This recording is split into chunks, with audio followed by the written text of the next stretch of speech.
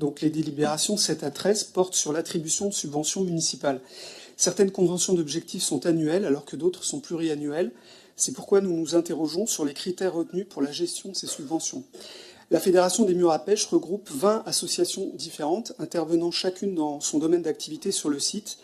Elle existe depuis 2011 et son rôle au sein des murs à pêche n'a cessé de se développer. Vous aviez proposé 2 priorités pour les murs à pêche durant la campagne électorale, à savoir la création d'un sanctuaire de biodiversité et la protection et la valorisation du patrimoine. Sur ces 2 axes, les associations sont en première ligne, mais avec peu de moyens. En conséquence, la coordination effectuée par la personne salariée de la fédération est particulièrement importante. Or, la subvention de 10 000 € destinée à financer ce poste à hauteur de 4 jours par semaine apparaît aujourd'hui insuffisante. Nous vous proposons donc 2 choses. Premièrement, une contractualisation pluriannuelle avec cette association et deuxièmement, une augmentation de la subvention permettant le recrutement d'un emploi à temps plein. Constat similaire concernant l'aide au financement du festival des MAP à hauteur de 5 000 € alors que ce festival draine chaque année près de 10 000 visiteurs. Depuis 2025, la fédération organise également une journée porte ouverte au printemps et cet événement permet à un grand nombre d'habitants de découvrir ce site patrimonial étonnamment peu connu. Ici aussi, il nous semblerait nécessaire de prévoir une revalorisation de cette subvention. Juste rappeler qu'on est sur un montant identique aux années précédentes, qui est le montant sollicité par la Fédération des murs à pêche. Donc ce n'est pas la ville qui décide seule, c'est dans le cadre de la discussion avec la Fédération des murs à pêche.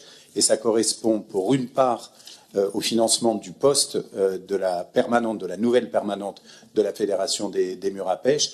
Et le reste du montant est attribué à l'organisation du Festival des murs à pêche, auxquels s'ajoutent des aides matérielles, des moyens humains et y compris des aides de la direction des affaires culturelles.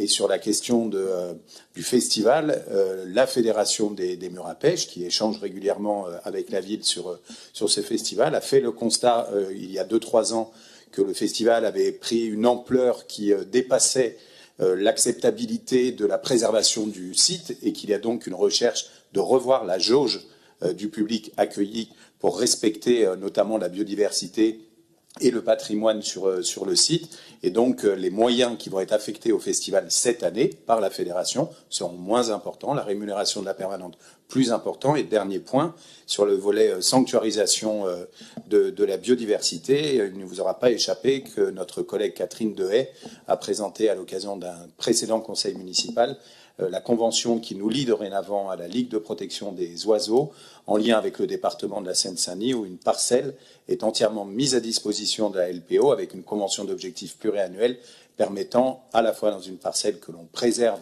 de toute urbanisation, de préserver la biodiversité, mais également de faire un travail pédagogique d'observation de la biodiversité dans le site des murs à pêche. Je mets aux voix contre, abstention, unanimité. Merci beaucoup.